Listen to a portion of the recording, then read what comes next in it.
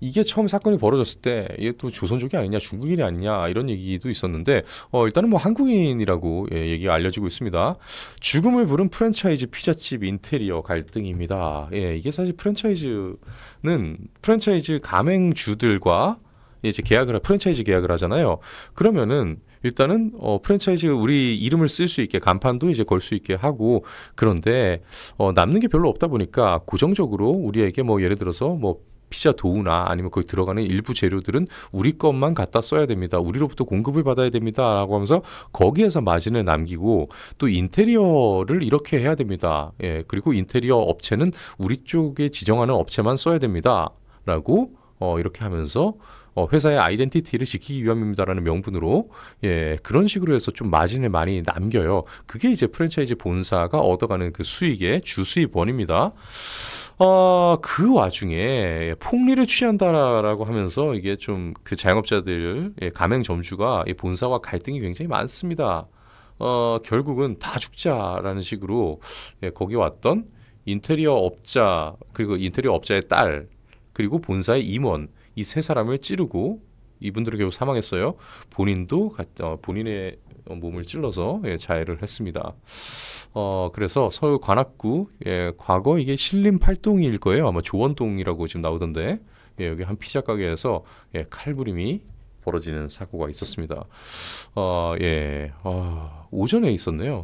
그래서 신고 접수가 들어갔고 내용을 보니까 자 본사가 지정한 업체를 통해서 인테리어 한 지 2년도 지나지 않아 누수가 생기고 타일도 깨졌는데 본사에서는 이거는 우리가 보수를 해주지 않겠다라고 합니다. 그리고 또 1인 세트 메뉴를 이제 본사가 강요를 했는데 이것은 적자가 날 게 뻔해서 따르지 않았다. 그러니까 그것 때문에 이 본사의 지시를 따르지 않은 게 이제 좀 문제가 돼서 본사에서는 인테리어로 갑질을 한 것 같다 이렇게 주장을 하고 있다고 해요.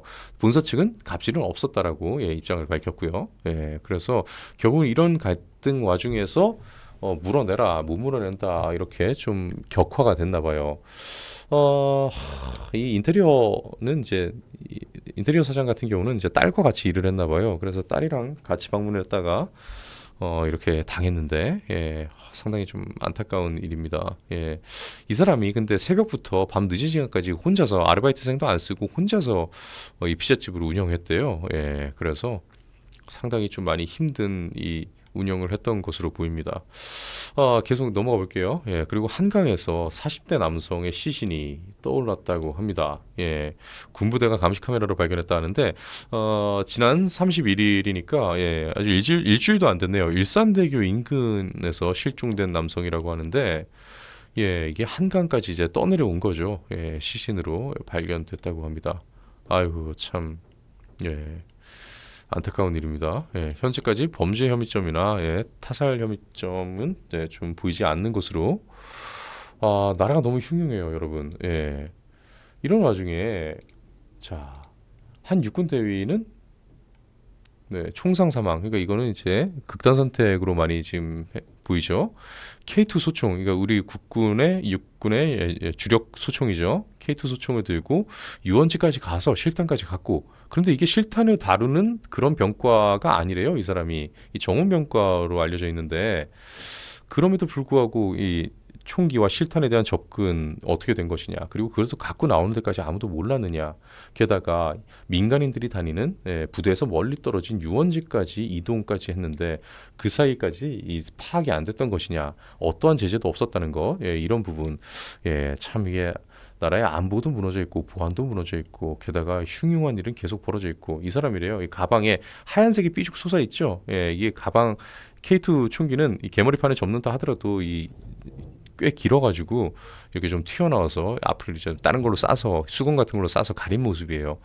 그래서 이게 공원으로 이렇게 가서 결국 여기서 생을 마감을 했다고 합니다. 대구에서 있었던 일입니다. 대구 수성못 인근에서 화장실 건물 뒤편으로 가서 결국 사망을 했다고 해요. 지금 샤인레이님께서도 이상하다. 사복 입고 총을 어떻게 반출했는지 모르겠다라고 하는데 사실 우리 군인 우리 부대에서 특히나 이제 이 대위잖아요. 대위급 되는 장교들은 좀 많이 좀 자율성이 보장이 되죠. 그런데 적어도 이 보유 상황에 대해서 이게 좀 체크가 됐더라면은 좀 뭐랄까요?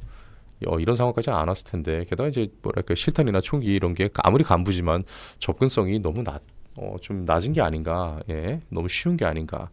훈육 장교기 때문에 평소 실탄을 소지하는 보직도 아니었거든요. 예, 그래서 점점 더 안타깝습니다. 그리고 이 사망에까지 이르게 된 그 원인은 무엇인가도 굉장히 안타깝고요.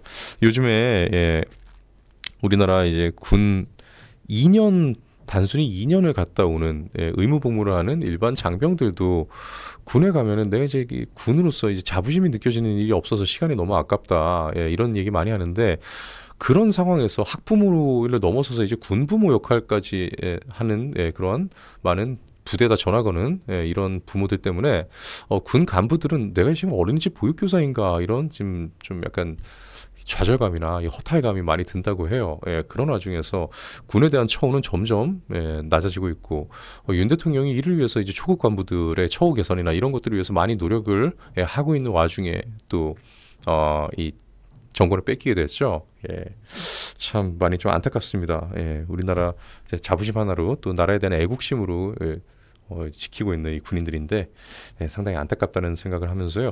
또 나라가 요즘에 너무 이렇게 좀 흉흉한 것 같아요. 여러분 지금 더는 이제 이 사회 시스템이 우리를 지켜준다고 이렇게 장담을 할 수 있는 사회가 아닌 것 같습니다. 각자의 몸을 스스로가 좀 조심해야 될 것 같습니다.